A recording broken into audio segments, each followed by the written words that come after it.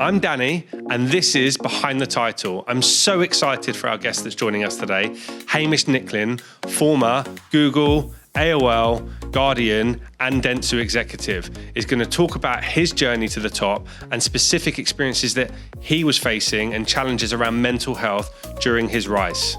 My name is Hamish Nicklin and I've been in the media and advertising industry for 25 years. I have been the CEO of media at Dentsu and the Chief Revenue Officer at The Guardian, as well as a trustee of NABS. So this topic of mental health is one that's really, really important to me, both as a trustee of NABS, but also somebody who has had their own challenges with mental health. Thank you so much for joining us today, Hamish. It's an absolute pleasure to have you here. We kind of want to hear from people from all different levels, but namely people that have been in, I guess, leadership positions that have possibly struggled or have had to overcome or address certain mental health challenges. So it's a privilege for me to have you here. And it would be great if you could maybe just introduce to the audience like a bit about you, your background, and why you're sitting in this chair today. That would be lovely to hear. Well, listen, first of all, thanks for having me. It's brilliant to be here and talking about this really important subject. From my perspective, I feel it's really, really important to talk about for two reasons. One, I'm a trustee of NABS and have been for quite some time. And the second reason is I had my own struggles with it, which I've talked about quite openly, actually. And what I find is that when I write about it on LinkedIn or talk about it at events, the amount of messages I get afterwards from people on, direct messages, WhatsApps, whatever, saying that they've also struggled. And it's really good to have people talking about this. It just constantly blows my mind how many people have in some form or another struggled with this, so that's why I'm here really, to make sure that we can talk about it. I mean, the journey as to why, I had my challenges, I suppose it's extraordinary in how lacking in extraordinariness it is, my story. Do you know what I mean? It's remarkable in its unremarkable nature. In the life I'd had was a classic sort of middle class, well-to-do, happy seeming life, right? There was no big T trauma that happened. There was no event that would have made the headlines for, look at the trauma of this individual that explains the mental health challenges they're facing. And I was just running my own race. I was just living my own life. Specifically through the ages of like 3 to 8, which is when most of our core values get programmed into us, and are sort of like a sign as to whether we're going to have challenges in our 40s or later in life. I just look back at those and go, it was just a normal childhood, wasn't it? It was just totally normal, no big T traumas. But it turns out that, like everybody, there were little things that meant that I had my own outlook on life. I had my own core beliefs, my own belief in how the world should be and how I should interact with it. And that was fine until I got to a title that had a C in front of it. And suddenly, those core beliefs bumped into a load of realities that seemed to contradict quite massively what I believed, either in terms of who I was, what my purpose in life was, what my relationship with the rest of the world should be like. And when you have that sort of belief level contradiction, it causes stress. And it's fine if you just have that once. But like, because of the sort of beliefs that I had, it was just constantly bumping into this thing. And we can talk about this later, I'm sure, but the more you bump into those sort of like challenges, the more the stress that you have, the more it sort of just builds and builds and builds and builds until eventually, after about 7 years of this, I just burnt out. It slowly built up and then suddenly snap. My wife had to make an intervention because I was about to do something really silly, which meant that we wouldn't be here. And from that moment on, I started getting help and talked about it. And that's physically why I'm here today and how I'm here today. It's fascinating. You talked about when you share things on LinkedIn, and that's how we. That's right. That's how we came across each other. And I'm not even too sure. Someone must have liked a post of yours, and I saw that, and I was like, "Well, you're not following me for all my I really fascinating AI updates." But it felt quite serendipitous because at the time I was just conceiving this idea of this podcast because I'd spent the last 6 months investing in creating content that I felt would be helpful for people developing in their career, right. Whether that was around client services or how you might grow your own personal brand, or indeed mental health challenges. I personally have shared with you before. I'm a day at a time. 16 years sober, and that remains part of my intrinsic every day. I don't separate that from my house, my home life and work life. And so when you posted that, I was like, wow. I was like, this is the epitome of what Behind the Title is all about. Okay. I really wanted to be able to create a forum in which we can elevate, I guess, the challenges that leaders have had to overcome, to normalize some of these taboo subjects in the workplace every day. I think that everyone has the right intentions. And, for everything that you could see online about people celebrating creativity at different festivals at the moment, or, huge growth and development in, new business, or whatever those successes might be, at the heart and core of what certainly we do in this industry and other industries are people. And I think it's my responsibility as someone, who got my life back many years ago, is to give back what's freely given to me. Right. And that's what this platform is all about. Well, I think it's brilliant you're doing it. I really do. I appreciate that, and I appreciate you giving your time. We've got a couple of pointed questions. We had a bit of a joke about this before over the last few weeks. Really what I want to do is try and use these as a framing for anyone that comes on. And I think the question, or perhaps the perception that's always there, is outwardly everything's okay. But backstage, Jesus, it's like the swan, gracious up top, but paddling underneath. Yeah. Like, I'd love to just get behind, a moment in your career. And maybe that was that point that you had there in which it looked fine on the outside, but on the inside, It was the opposite. I mean, listen, I think there are probably loads of leaders who don't have the challenges that I faced, and they look fine on the outside, and they are. But, I love the fact you're doing this podcast, because if there are those who are going through what I went through, I hope this can help, because it's a pretty lonely time when you're going through that sort of thing, when you're, constantly suffering from panic attacks like I was, or having this constant sense of existential dread and fear and despair just lurking around all the time, whilst having to stand up in front of a couple of thousand people and tell them that their future is going to be fantastic. That's tough. So to your question about were there any moments, I mean, there were loads. There's one super ironic one, and you'll love the irony of this. 2 or 3 days before I had that sort of crescendo moment that I talked to you about, where my wife had to intervene, 2 or 3 days before that, I was on a panel talking about imposter syndrome. And I was wanging on about how important it was to, learn to be able to express yourself, to learn to be true to who you were and to be authentic, and to really be comfortable with who you were, because that was one of the steps that, I found that in the past I needed to get through to get over my own version of imposter syndrome. And whether it was me talking very calmly and hopefully articulately about being authentic, whilst suffering from the most horrific panic attack, sort of 30, as I was getting onto the stage. Not because I was about to get on the stage, because I loved physically experiencing that, physically, or internally? It was inside, it was internally. Right. It was just this thing. It was all the symptoms were there. And so I had to do everything I could do just to sort of not show it. And yet there was me talking about being authentic, and I was just hiding this horrible shit that was going on, and hiding the feeling of existential dread that I had, which was sort of really symptomatic of what I had for about 7 years, whilst talking about being authentic and sharing how you felt and what you hope to do and all achieve. It was just, I just sat there at the time thinking, what am I doing? This is mad. Anyway, 2 days later, it all just sort of culminated. But I had loads of experiences like that. Maybe not quite so ironic as that, but. And did you, during that time, either seek external support, obviously being a part of NABS, who are an incredible organisation that are supporting any level. Did you seek the support of organisations like that, mental health charities, your leaders, or even your family? Yeah, do you know what I did? I I went through a really interesting journey.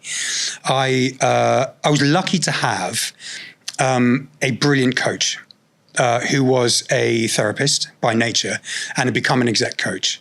And we didn't talk anything about business. They were therapy sessions.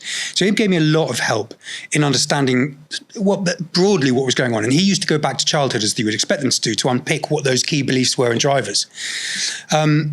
And while that was really cool, it wasn't the thing that really helped. That didn't come until later.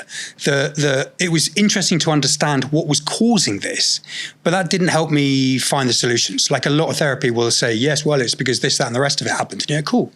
Great. Now I know that about myself. How do I use that information to stop this feeling of dread and anxiety? Right? What do I do now? And we could never get past that. I could never find the solution. That didn't come till later. But because it wasn't really working, I also went down this fabulously spiritual Eastern path, where I learned all about meditation and the Vedic philosophy. And I went on loads of sort of retreats where I learned all this stuff. And to this day, I love all that. Like this sort of, because I can see now that I've done so much research into the human physiology and the neurology about what causes these feelings of existential angst, the East and the West fusing. Like all the stuff that, my parents certainly would have looked at about the Vedic theory and what came out of India, they'd have looked at it as all just hippie mumbo jumbo, right? Whereas now you talk to neurologists and neuroscientists and they're like, yeah, no, I can prove why that shit works. I can prove why meditation works. I can prove why positive, affirmations and manifestation works. It's mad. Yeah. It's, what, I made a decision on the 20th of May, 2008, right, to, stop taking any kind of mind-altering chemicals and substances, and I've never looked back. Right. The reality is that the journey that I went on from that day has uncovered so much of that stuff you talked about there. I think more often than not, in society, if we bother to just pause for a second before rushing out day to day, if I was able to spot, let's call it, my defects of character, where I'm selfish, self-seeking, manipulative, fearful, dishonest, all that sort of behavior, the chances are is that I wouldn't then act or react to a situation which then brings on what I think you're describing there as that existential, anxiety that is hard to control. Because more often than not, my experience tells me that if I'm feeling anxious, the chances are is that it's one of those, behavior defects that's creeping in. I either am in front of my peers and I'm thinking I'm going to be judged. Right. Or I'm with a boss and God forbid I should tell them that I have a family commitment. Yeah. There's many examples like that. And if I'm honest with you, there was times, I can't pinpoint lots of them, but there are times when there was shit I wish I'd said to people. Not in a rude way, not antagonistically, but where I'd spoken up, where there was something that was happening, whether it was a crisis or where I'd stayed silent in a room or a meeting. Being in a C-level position, I would assume that there's a lot of, as you say, smile, tight-lipped, just get on with it. Were there things that you wish you said either to your teams that you're working with, or clients, or at home, or Yeah, definitely. I mean, it's interesting you say that, because there's one that pops out straight away, and because it's so relevant to this conversation. At one stage I had a new boss came in, and as you do when you get new bosses, you sort of talk them through what's going on in the business and all that sort of stuff. And we were, in this update, we were covering our employee results survey that we'd done and the results from that. And I was talking about how, my leadership team and I were so pleased because we'd clearly made progress over the last couple of years at the top level numbers, and all the ones that we said we wanted to focus on, and specifically the one around well-being, which was a relatively new question, but we'd seen progress over the few years. And I was like really chuffed on that. It's amazing, that whole point around it's a relatively new thing. It still is. Yeah. I still think it is. Yeah. And we saw that it was pretty poor and that we wanted to improve it. And we'd made progress. And so I was saying, look, I'm really pleased with the progress we've made, but I'm actually really disappointed that it's still so high. Like of all of these metrics, that's the one that worries me the most, because it's a driver of so much. And I was about to start explaining why I thought it was so important. I thought, I don't need to talk about that, do you? And I just said to them, and I asked them, I said, so what do you think about this issue and the challenge of mental health in the workplace? And they said, look, they said, look, the reality is we've got a lot of work to do. And if people can't keep up and they can't cope, they know where the door is, and I'll make it really easy for them. And I just thought, I was shocked. I was honestly shocked, because I thought at least I was going to get some platitudes. Like, we'd only just met. And I thought I was at least going to get some sort of classic script about, yes, it's all really important. And then I could have wanged on about why it really is important. But I was in such a state of shock, I just left it. What I should have said is, are you a fucking psychopath? Because who honestly says that in this day and age, right? I mean, who doesn't understand the importance of well-being of your people based on basically a human level, but also, even if you want to go completely corporate about it, the bottom line. The cost to the bottom line is mad, both in terms of the amount you have to pay people when they leave, if you're going to do that, because of, issues that they have, or the lost productivity, or the lack of growth and creativity that comes from a fully functioning, happy, engaged workforce that's all well. I mean, it's mad that you would go down that route. I wish I'd said that, or at least, toned it down and then tried to explain why it's important. I find it fascinating because I don't, and again, maybe this is why kindred spirits, I don't feel like it's a lot to do this sort of stuff. Now, that's not saying that doesn't either come at a cost, or there is a challenge to shift behavior. But I sometimes sit there and I think, without the people in your business, what is the business? I mean, we work in a world of advertising, communication, media, where understanding humans is core to what we do. And the only people who can really do that are humans. And if you don't have them, you're never going to deliver anything. You're not going to build client relationships. You're not going to build relationships with your media owners, or whichever seat you're sitting in of those three. Yeah. You need humans to be on form, and you need your humans to be focused and well and engaged, and to be so dismissive of one of the key drivers of whether people are going to turn up today and give their all. It just blows my mind that leaders. And do you think that that experience accelerated your desire to kind of champion this issue? Do you know what? I think. Were you part of NABS before? I was part of NABS before. Yeah, I've been part of NABS for a long time, almost 10 years, I think. And I don't want to talk about. I'm trying to be careful with how much context I give to that conversation, because I don't want to name and shame, right? No, this is not what this is about. So I don't want to give too much context to it. But the reality is, I think it definitely did subconsciously. Yeah. Right. At the time, I wasn't in a place, because it was still very much something that nobody talked about.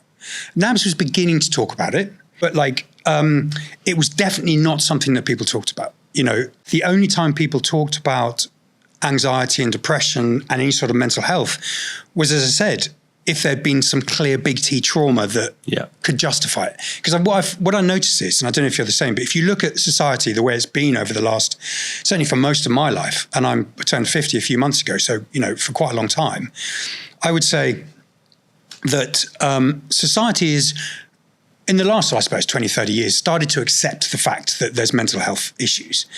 But we've only accepted it if we can pinpoint a trauma that probably caused it, right? And if there's no obvious big thing that could have caused this person to, what did my mum call it? My mum called it the other day. She said I had a nervous breakdown. That was a classic sort of her generation. Yeah. They had a nervous breakdown. And it was such a belittling way they used to talk about people having nervous breakdowns. It's like, Mum, that's what happened to me. But it's that sort of attitude of, it's just they couldn't cope, right? Because they couldn't see what was going on inside the person, because there was no obvious, as I say, big T trauma. What it was just a lifetime of little events that caused them to have some beliefs about themselves and their relationship with the world that were butting up into reality that they didn't know how to manage, because we'd never taught people how to deal with the way our nervous system is wired. And that's really important to understand. I have this phrase that I learned from someone many years ago, which is, often So I think there are triggers, right? And I'd love to unpack that with you in a second. But for me, the triggers are often in place because I've got what are known as sitting tenants in my head that are paying nothing to be up there. They're living rent free. Got you. And it's the little things over time that keep building and building and building. What you don't realize is 10 years removed, from that, and suddenly I'm behaving like this. Now I've learned that because I've gone through in my own way different methods to process. But there are certain, I would say, triggers, and I still get them now. That I think often bring out either that existential anxiety, cause me to react in a certain way that I don't want to. Then as a result, I'm in fear of what I've done, however small. It's this never-ending cycle. So were there specific triggers that brought out that anxiety and also kind of accelerated that burnout period for you? So yes. Let me give some context to the answer. Is safe with the context though? Okay. I won't give you time in context. I'm going to go into. I think the way I answer this best is to sort of share with you some of the stuff I've learned about the nervous system, right? Because it really helped me. Was what I discovered was reading this book by a neuroscientist. He was basically saying, look, neuroscience has proven that if you're in fight or flight, because you evolved to have fight or flight in order to survive, you're either going to run away or fight the beast, right? Anything that you've got that helps you do that better gets turned 10 out of 10. The volume switch gets turned to 10. And anything you don't need gets turned down. And we all know this because we've all heard about people losing their bowels and suddenly having the power of bears to save their children. But what we don't know is how other behaviors that get turned on and off. Right. So what's really interesting, and I will come to the triggers thing in a minute. Yeah, take time. Is what I found really interesting anyway, is those parts of the brain that we need to help us build relationships with other people. So like empathy and listening and caring, they get turned off. Because frankly, if you're about to fight something or run away, you don't need that shit, right? You don't need it. But what that means is in our workplace is collaboration goes out the window. So if people are stuck in fight or flight, they won't collaborate. And we, because we're humans and we're working in the industry we're in, we need collaboration, right? So that's one of the things I noticed was that. The second thing, though, going back to your trigger, is when you are in that fight or flight stage, your brain hyper-focuses on threats to such an extent that anything that is actually neutral is perceived as a threat just in case. Now, what that means when you apply it to everyday living and the workplace is your face right now is neutral. If I was in fight or flight, I wouldn't be able to help myself. Neurologically, I'm designed, now you're smiling, but before, neurologically, I was designed to see that as a threat. All right? So that would have been a trigger. If you get an email from somebody that's perfectly neutral, you're triggered because it's a threat. If you get a text like I used to get all the time because it was super close to my finance directors in my different roles, because given what I did, you sort of talk to them twice a day. And the text might go, just need to have a chat. Something you need to see, right? Neutral. Trigger me. Shit, man, what's gone on? What's happened? There's a disaster. A client's left. Budget's been pulled. They've found some hidden costs or something we've got to write off. Like, what is this thing? Constantly. So to answer your question, were there any triggers? For 7 years, there were shitloads of triggers every day because I was literally sitting in fight or flight, having to deal with those. Because even the most neutral things, like you, like me, like all the listeners to this podcast, we're neurologically designed to see anything neutral as a threat. And that is tiring. So do you think if they were, when you received the news that was either, or the reactions that were either, or sad, happy, sad, that's actually easier to process because you're like, okay, I know how to compartmentalize the happy stuff is all right because you wouldn't see that as a threat. And actually what I found was, ended up, and maybe this was just me and not everybody goes through it, but you end up being quite sort of hyper. So when you see someone who's coming to you with happy news, you go, oh yeah, and it takes you right up. But the problem is you go up too quickly. Yeah. And we can talk about dopamine and oxytocin and serotonin and endorphins later, but you basically get this massive hit. And of course, the way that the body works is whatever goes up quickly has to come down quickly. So, it That's fascinating. Feels good in the moment, but shit, man, your down is coming. It's funny because, when you do receive correspondence or, an email or a text, I know personally that I can read that 5 times over and interpret it in 5 different ways. And often I present it to my other half and she just says, "What's wrong?" Well, it's just a normal message. And that tells to me that my brain is probably not wired, as others is. But, what I do think is really interesting is this neutral reaction. I'd never heard that before. So, that probably explains why when you're sitting in a client meeting or a pitch or you're going to be heightened, right? You're going to be in that sense of fight or flight because your body because you just naturally are. You're nervous, and so that's where if you are in that state, you've got to take some deep breaths. You've got to find tools to get you back to a place of normal regulation. And because you can misinterpret something so badly and then make a decision based on that misinterpreted signal that then takes you in a path that you wish you hadn't gone down later. Yeah.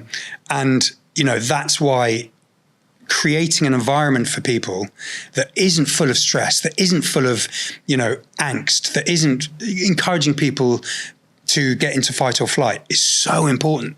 That's why workplace culture is so important. That's why looking after people is so important, because it means they're going to have a chance of, collaborating with people, because that part of the brain gets switched on as opposed to switched off.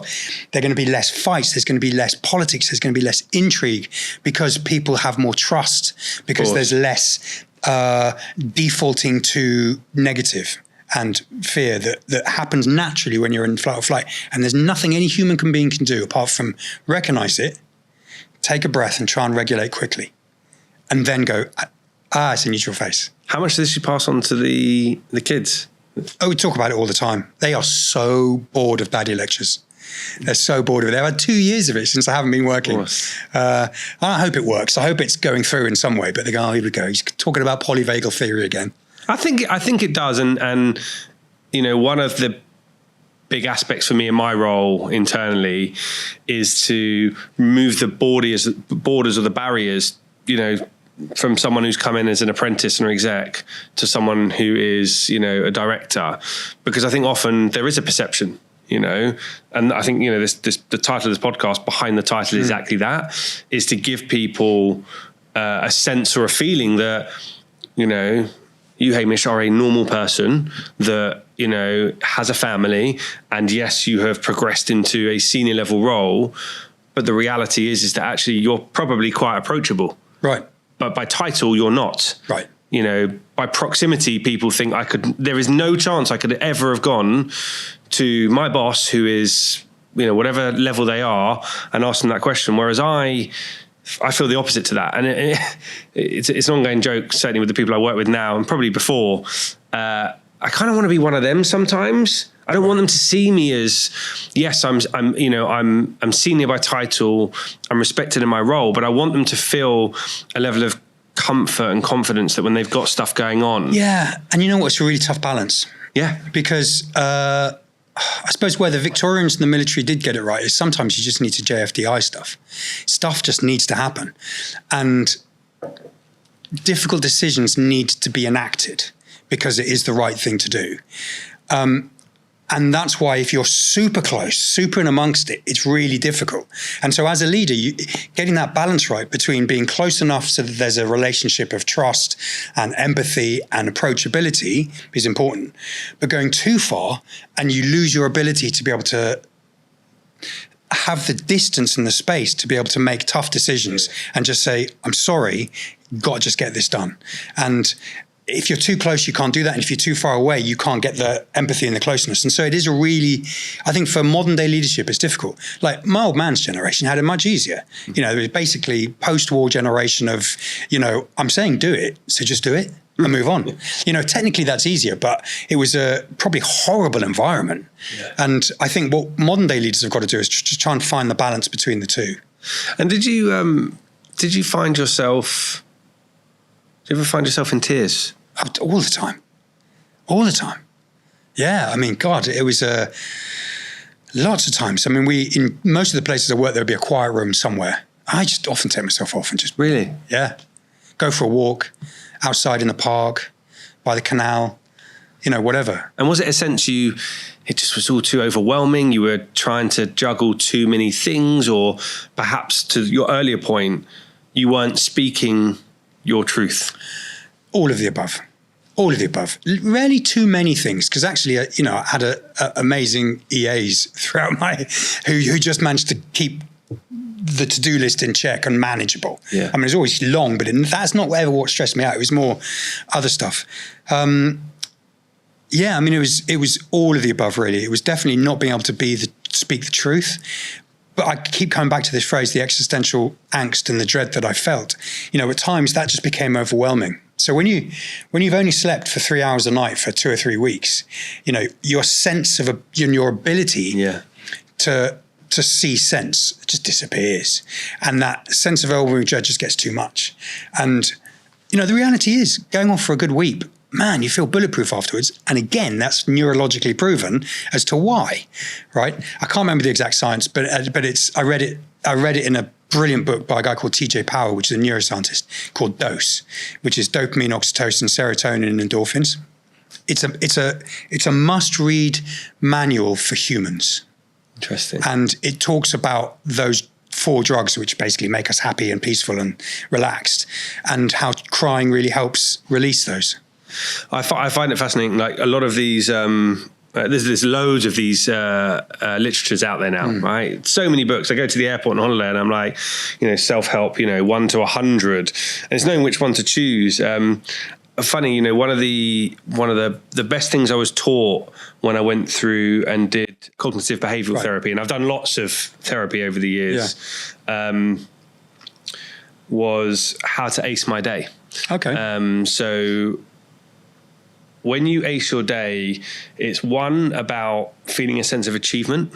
So doing something in your day that could be, emptying the bins. It could be, cleaning up your to-do list, right?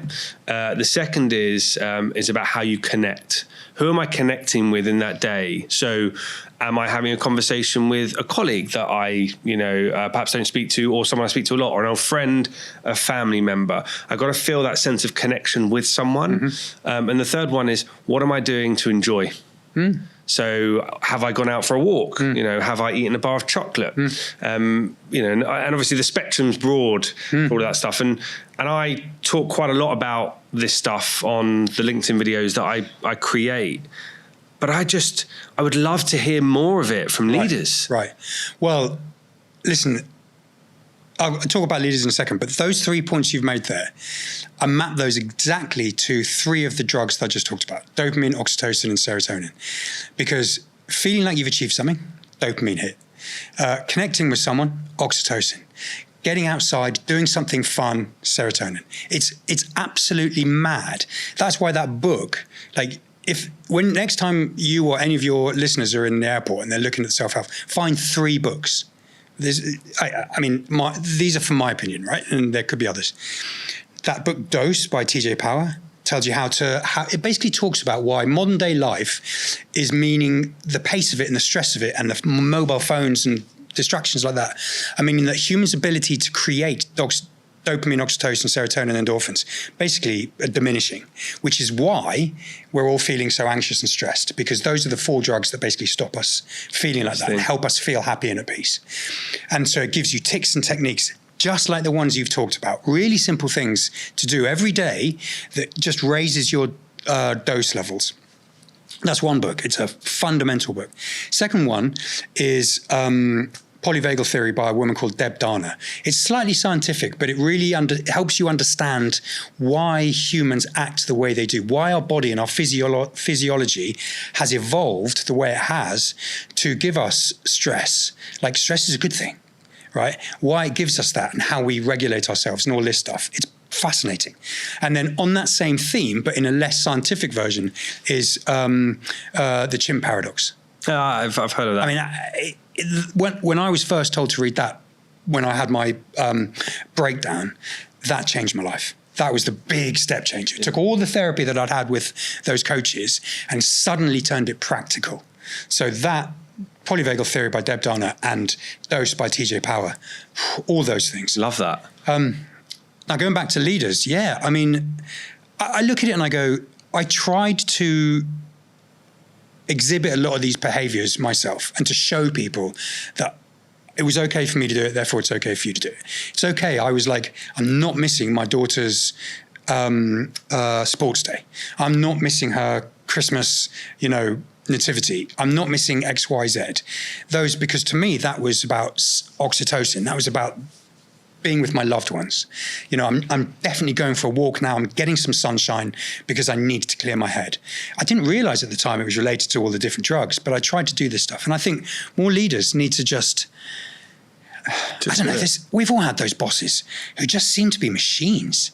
They get in at 7:30, they leave 8 or 9, they get home, and then you're still getting emails at 11 o'clock. I'm like, when the hell do you ever stop? Like, fine, don't be that leader if you can help it. And if you are going to be that person, because that's who you are and how you have to, fine, my opinion is you've got to try and hide that shit. Don't show it off. You've got to find times in your diary to show what most humans need, which is downtime, which is break, which is spending time with whatever it is that makes you happy.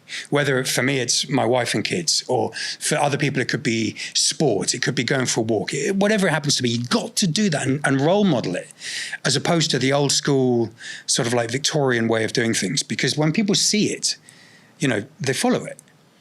So you've teed up the next point I want to unpack. You've also put a mirror in front of me, right? Because I am that person. I do have an ability to crunch through lots of work.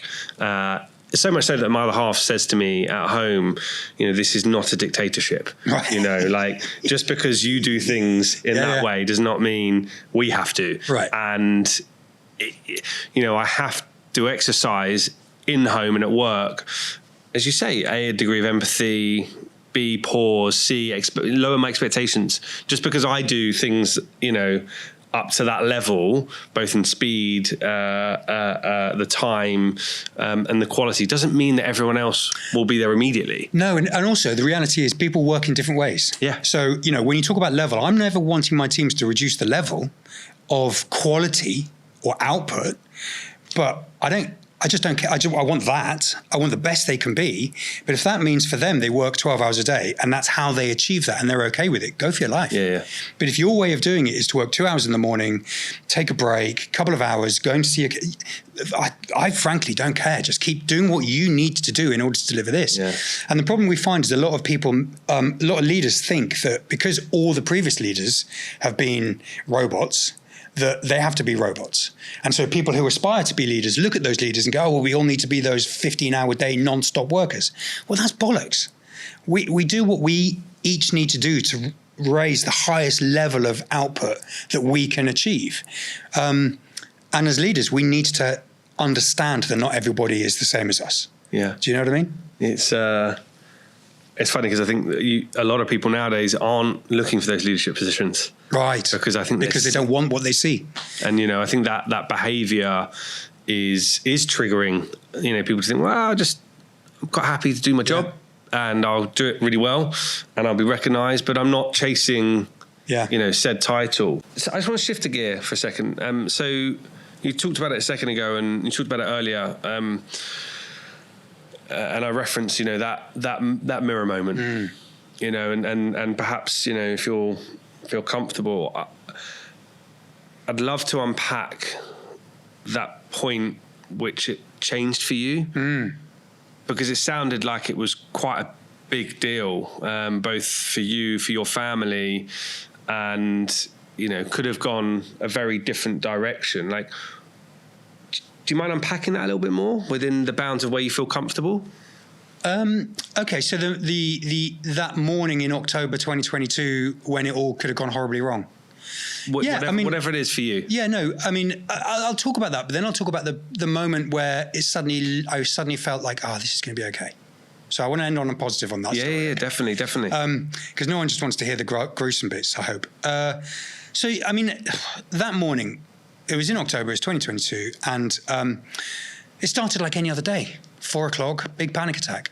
big surge of cortisol, woke me up from my sleep. Oh God, here we go again. I'll practice my breathing techniques to sort of calm it down so I can go back to sleep for a bit. And it didn't work. Those things didn't work. And it just kept coming in waves, which it has done before, just coming waves and waves and waves, and it wouldn't go away. And this feeling of existential angst and dread and the panics was just overwhelming. And because it had been 7 years, I just thought, enough is enough. I'm done. And, I'd made rumblings and stuff about calling it a day before. And, I started, I won't go into the detail because it's actually, but then my wife basically came along and she intervened. Right? She was like, I think you're being really fucking serious now. And I'm really worried. I'm stopping this. And one of the things she did was she took my phone, she found my boss's email, and she wrote them an email from her thing at like 5:30 in the morning from her email address, telling her the story, telling my boss the story and saying, this is where he's at. And I remember thinking at the time, well, that's my career done. The industry, with all the good chat, they don't want to hear this stuff. I'm done. But at the same time as feeling that, I was like, and relief. I've got my life back, shoulders off. It's like, okay. And to be fair, my work were amazing. They really were. They gave me help. Dentsu were brilliant. I'm happy to talk about Dentsu in this respect. And the HR team there put me in touch with some brilliant medical people. And that's where the real mirror, I suppose, came. When I spoke to one of the, what are they called, occupational health doctors who specialise in mental health and mental well-being, not like in a factory because people have hurt themselves with, on the factory floor, which is equally important. But this was a guy who specialised with mental health problems, and actually he'd had a lot of leaders recently, and he said the words which I will never forget, and because they overcame a perception I had about what I was going through. He said to me, Hamish, hang on, relax. You are not broken.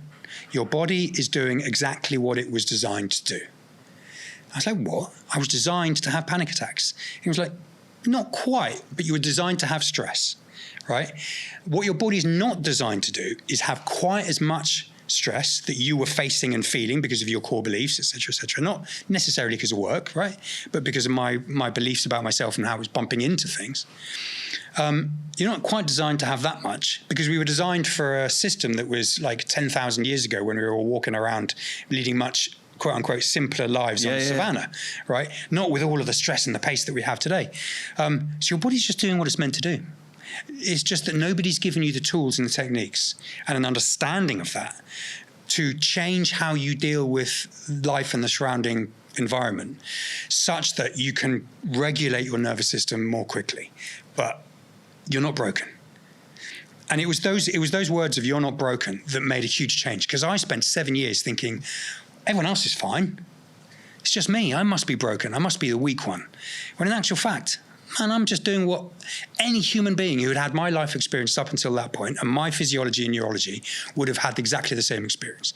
And that was life-changing, because that sort of like thing that we all do when we compare to other people, it's true that comparison's the thief of joy, because I was comparing myself to all my mates who were equally senior, going, well, they're all right. Why am I the broken one? But so to find out I wasn't broken was huge. And that was a big moment. And it started this journey of learning and discovery about the physiology and neurology of human beings, and those 3 books that would eventually take me to the place where the other day I was at the NABS Stranger Than Summer. Oh, yeah. And someone came up to me and said, God, you're obnoxiously happy. And if someone had told me 3 years ago that I'd be accused of being obnoxiously happy, I'd be like, So I get that quite a lot. I get that with my family, because normally I speak to them when I'm not in work, and therefore I don't have the stresses. Right. And I might call them on the way back from a meeting that I've been to, a recovery meeting, and I don't mean to do it. Right. And I don't mean to make them feel uneasy or less than or more. It's just the feeling. Now, sometimes I need to temper that, and I've learned over time that it's not all about me, and it's not all how good I'm feeling. Equally in the work, there are times when my team will say, we're never quite sure if you're approachable or not. But we know, most of the time when you are approachable, it's like it's visible. And so that's something that I'm continually having to work on, is making sure that the people around me, I'm not just paying lip service. I'm actively, as I said earlier, they can come to me with anything. Now I might be distracted with something, but I think most people that work with me know if they've got something to talk about, I'm there. And I have the privilege of, I did some work with Channel 4 a few years ago called a series called Brave Stories. And I shared about my journey, and I was quite raw and open. And similar to you, the feedback that I got, either in person, on WhatsApp, through LinkedIn, where people were actively saying, wow, like, I'd love to have a chat with you, or this has impacted a family member, or it's great to have someone speaking out about that stuff. And there are connections that I've made that I've maintained, for 4 or 5 years from that. So, what you've just shared there, I wouldn't underestimate how that will make people feel. Right. Okay. To know already, but the raw nature of what leaders go through. Yes, whilst externally you might not know what the other 7 are feeling, actually it's the one, it's the age-old mental health ads. You see, that's right. I think it was the Samaritans, one of the charities did the football. Yeah, the football one. Yeah. And you look at it, and I still look at it now after I've seen it several times. I'm like, for me, it's one of the best mental health ads I've seen in a long time, because smiles and happy means nothing, because those other 7 leaders. Well, it's like that ad. So the football one where we're in the crowd, and it was Norwich. I think it's Norwich. Right. Yeah. And that's brilliant. But there's the other one that was done, and I think it won loads of awards. I can't remember who the mental health charity was. So it was the work was great. The branding, obviously. It was the last photo. The campaign was called The Last Photo. Yeah. I know. And, the last photo that people take before they commit suicide is usually a happy one, because they've made the decision and they're happy. And I suppose that's not quite the same as the Norwich City one, but it's not too dissimilar, right? It's that people put on a mask and you never know what's going on underneath. And that's true, you don't. And that's why at NABS, there was the campaign that we had for a long time, the strapline. Oh God, I'm probably going to get it wrong, but like, how's things? Yeah. How's work? Like, simple, because it was just asking a question, like trying to get people to ask a very open question to see will they open up. And if people give you an inch, are you going to try and take it and see if people want to open? Because what I found subsequently is that maybe it's because people know what I've been through, so they're much more likely to open up. But you ask them a question, and then another question, and another question, and very quickly they just open. And suddenly they go, God, I feel so much better.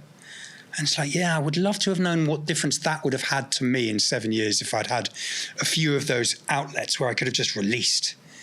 I don't know. Maybe it would have made no difference. But the more we talk about it, I tell you what would have happened is the stigma side of it that I thought I felt, that definitely exacerbated the whole thing. And that thing thinking that I was the only one who was broken, and that's one part that just exacerbated it, as well as the stigma attached to mental health exacerbated it. So I suppose us two talking about it like this, and more people talking about it, hopefully at least pops those 2 things, so that people who are in a bad place don't become worse by worrying what other people are thinking and being judged, and that they're broken. I mean, it's a privilege to speak to anyone who's willing to share their story, and this is, it's the right word, because it's quite cathartic, just being able to sit here and have agree with you. Conversation. Part of my recovery is identify with someone else who has the same issue with me. I talk about it, and I immediately feel more free and uplifted. And I guess to try and bring this to a positive close, I'm really keen to help give people permission, right? Permission to speak up and out. If you could say one thing, or share permission for others to speak up and out, what would you say to them? Well, I mean, in terms of giving people permission, I would. In terms of speaking up and out, I don't know. I think what I would do in terms of giving people permission to think, if that's okay too, is like, if like me, Like I loved for years, I loved the poem If by Rudyard Kipling. And its very first line, or, couple of lines, would later haunt me. And I've talked about this in some of my posts, because it says, if you can keep your head when all around are losing theirs, you'll be a man, right? And so there was this sort of Victorian perspective that being a man, being masculine, being strong, being successful meant being a brick of granite and being, not stoical, because actually there's misunderstanding of stoic, but being sort of like stiff upper-lipped, never showing emotion, not being vulnerable, never, always being confident and in control. That's what that poem used to say to me. And so I lived my life thinking, and supported by Hollywood and supported by culture and this. So I grew up in the 70s and 80s, where if you watch a Hollywood film in the 80s, the men were like strong, silent, powerful, domineering, never shed emotion, right? That's what I grew up knowing it meant to be a man. It was freaking toxic. And it didn't give you permission to just go, do you know what, it is tough. I'm feeling broken.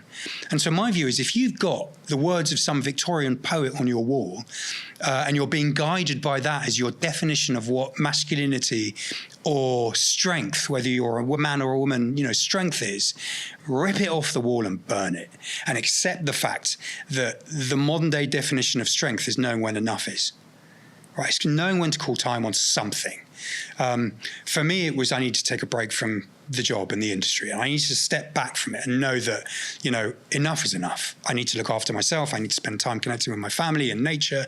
I need to think differently about what I want from the world. Enough. To others, it could just be, I don't know what your version of enough is, right? But it's to know, I honestly, I think, give yourself permission to say enough. And to know that actually takes strength sometimes and courage, as does that whole sort of faking it, to be strong. That takes courage, because I know I had 7 years of it. It takes a lot of effort, but that will burn you out.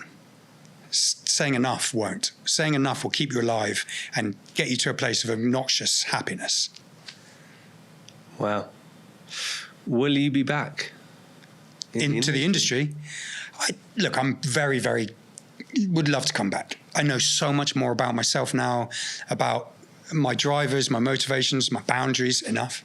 If the opportunity arrives, I'd love to. I mean, right now I'm loving doing what I'm doing. I've set up a AI tech consultancy with a programmer developer friend of mine who really gets the geeky tech stuff of it, and I understand the commercial business operations side.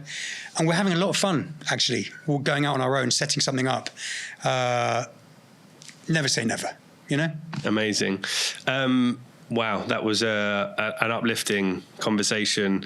We could go on, I think, for a long time. I'd love to carry on chatting to you, but I'm sure your listeners would. Well, I'm sure they don't want to hear from me or you for that long. But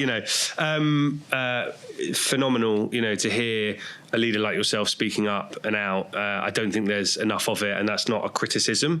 It's just if more people come together and elevate these topics, and we show what sits behind the title of that individual, the more change that we can bring about. And that, for me, is what this is all about. If I can help, or we can help one person alone, if one person. And that's why I came on this podcast. Like, if we can help one person, hopefully 2, 3, brilliant. Amazing. Thank you so much for joining. Hey, no worries. It was lovely to be back, and hopefully we'll get many more of these in the diary. Indeed, yeah, absolutely. Amazing. Thank you. Easy.